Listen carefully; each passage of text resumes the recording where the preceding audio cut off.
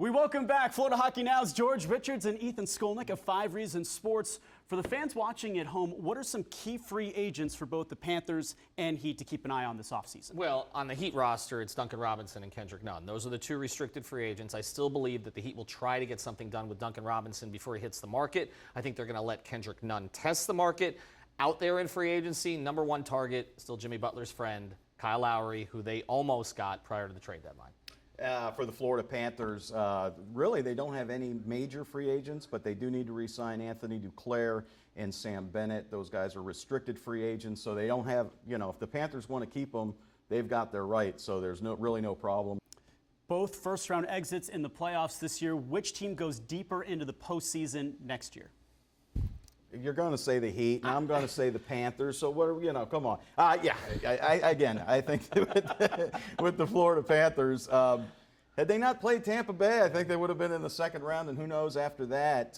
Like we said a couple weeks ago, Tampa Bay Lightning know how to flip that switch, and the Florida Panthers need to learn how to do that. Let's talk a little bit more about this upcoming season. Who has more to prove? Remember, both teams falling in the first round of the playoffs this year. Well, look, again, expectations and pressure, Miami Heat end up with more to prove. There's no question. I mean, they don't accept first-round sweeps here very often. We've seen a few of those. Look, I think that the Panthers obviously have a lot to prove in terms of being able to do it again, right? Like, that has been the problem for them over the past quarter century.